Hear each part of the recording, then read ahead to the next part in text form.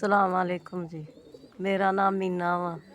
ਦੋ ਮੇਰੀਆਂ ਕੁੜੀਆਂ ਵਾ, ਦੋ ਮੇਰੇ ਮੁੰਡੇ। ਮੇਰਾ ਆਪਰੇਸ਼ਨ ਹੋਇਆ ਸੀ ਰਸੌਲੀ ਦਾ। ਸਾਲ ਹੋ ਗਿਆ ਮੂੰਹ ਤੋਂ ਰੇਸ਼ਾ ਨਿਕਲਦਾ ਰਹਿੰਦਾ, ਦਾਣੇ ਬਣ ਗਏ ਆ।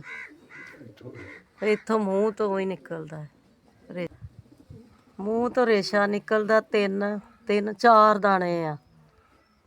ਹਰ ਸ਼ੈ ਲਾ ਬੈਠੀ ਆ ਕਰ ਕੁਰ ਕੇ ਘਰ ਦੀ। ਤੇ ਦੋ ਮੇਰੇ ਬੇਟੇ ਉਹ ਆਪਣਾ ਕੋਈ ਨਹੀਂ ਦਿੰਦੇ ਲੈਂਦੇ। ਮੇਰਾ ਦਿਹਾੜੀ ਕਰਦਾ ਵਾ, ਕਦੀ ਦਿਹਾੜੀ ਲੱਗ ਜਾਂਦੀ ਕਦੀ ਨਹੀਂ ਲੱਗਦੀ। ਲੈ ਆਵੇ ਤੇ ਖਾ ਲਈ ਦਾ, ਨਹੀਂ ਤੇ ਵਿਹਲੇ ਬਹਿ ਰਹੀਦਾ। ਮੈਂ ਆਪ ਦਰਦ ਨਾਲ ਪਈ ਰਹਿੰਦੀ ਆ।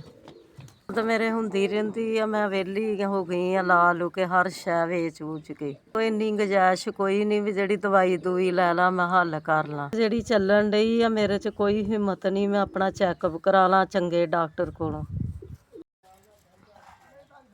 ਤੁਹਾਡੇ ਵੱਲੋਂ ਮੈਨੂੰ 4000 ਰੁਪਈਆ ਮਿਲ ਗਿਆ।